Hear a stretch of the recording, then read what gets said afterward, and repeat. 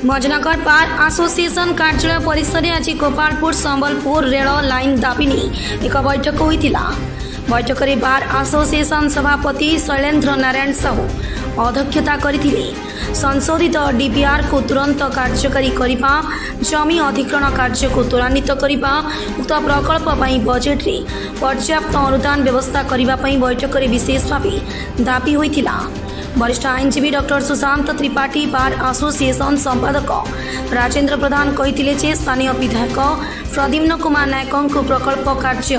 किभली अग्रगति हेब से नहीं अवगत कर से मुख्यमंत्री को जणाइबे बोली से प्रतिश्रुति देइछंती बोली संपादक कहते। पूर्वतन डीसीसी सभापति संतोष नायक कहते राजनैतिक इच्छा शक्ति रहिले प्रकल्प कार्य तुरंत आरंभ हो पारिबो। सूचनाकर्मी बी शंकर पात्र कहले आंदोलन जेते तीव्रतर हेब प्रकल्प कार्य सेते जल्दी आरंभ हेब। याको आखि आगर रखी निष्पत्ति नेबाको पड़िबो। अनुष्ठान कमिटीर आगामी पदक्षेप कौन रहिबो, काहू भेटिबार कार्यक्रम रही किबा किभली भाबे जो प्रस्ताव रही गोपालपुर संबलपुर रेल ताकि नहीं कोठी दाबी उपस्थापन करा जिवो, कौन कौन पदक्षेप नै आज विधिवत भाव गंजाम फुलवाणी बहुत एक समस्त एडवोकेट एवं एडवोकेट मान लीडरशिप को नहीं एक कमिटी डका जाइतिला। यार मुख्य उद्देश्य होची आगामी दिन में एक कमिटी गठन करा जिवो एवं आगामी बजेट रे किपरि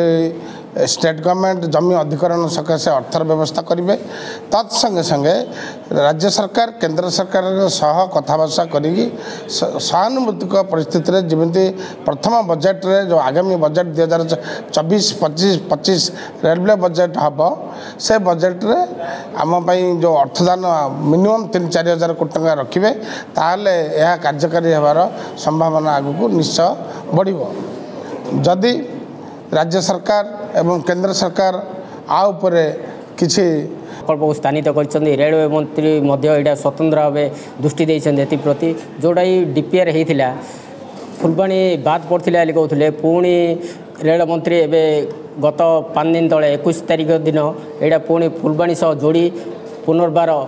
डीपीआर प्रस्तुत कर पठेबा को यहाँ चिठी कर गोपालपुर संबलपुर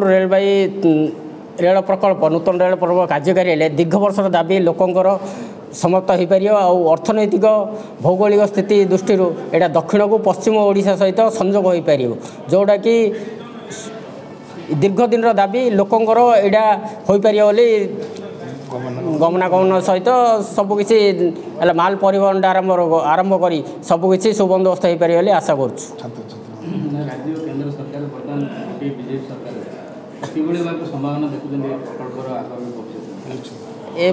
प्रकल्प निर्माण पर प्राथमिक पर्यायर जमी चिन्हट प्रक्रिया शेष हो सारी पर्याप्त परिमाण अर्थ जदि दिगला आगामी बजेट रे ताले जमी अधिग्रहण प्रक्रिया आरंभ हो बोली प्राक सूचना रही जहाँ केन्द्र में बीजेपी सरकार राज्य में बीजेपी सरकार जेहेतु ओडिशा राज्यसभा को जाइए आमर रेलवे मंत्री अश्विनी वैष्णव ठारे आमर